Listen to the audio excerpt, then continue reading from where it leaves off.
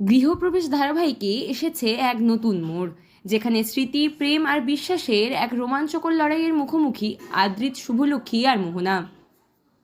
কিছুদিন আগেই আমরা দেখেছি এক ভয়ঙ্কর দুর্ঘটনার পর সবকিছু ভুলে যায় আদ্রিত, এমনকি নিজের স্ত্রী শুভলক্ষ্মীকেও চিনতে পারেনি সে।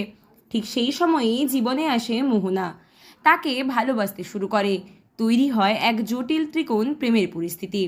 কিন্তু তারপরেই আদ্রিতের হারানো স্মৃতি ফিরে আসে, আর সেই স্মৃতি ফিরতেই সে ফিরে যায় তার পুরনো জীবনে, শুভলক্ষ্মীর কাছে। একদিকে ফিরে পাওয়া প্রেমের শান্তি, অন্যদিকে শুরু হয় নতুন ঝড়। মোহনা দাবি করে সে আদ্রিতের সন্তানের মা হতে চলেছে, আর এখানেই বদলে যায় গল্পের মোড়।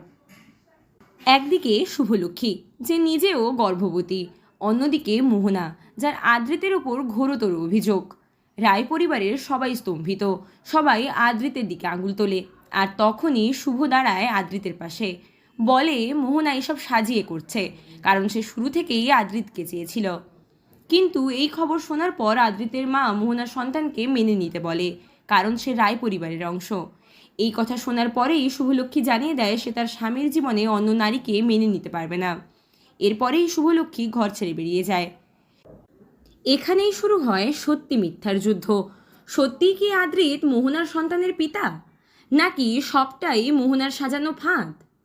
এখন প্রশ্ন, কি হবে আদ্রিত শুভলক্ষ্মীর ভবিষ্যৎ? শুভর বিশ্বাস কি আদ্রিতকে রক্ষা করতে পারবে, নাকি একাই নিজের সন্তানকে নিয়ে জীবন পথে এগিয়ে যাবে শুভলক্ষ্মী? এইসব প্রশ্নের উত্তর জানতে হলে চোখ রাখতে হবে গৃহপ্রবেশের পরবর্তী পর্বে। এই নিয়ে আপনাদের কি মনে হয়? আদ্রিত নির্দোষ, নাকি মোহনাই সত্যি বলছে? তা অবশ্যই কমেন্ট বক্সে জানাবেন।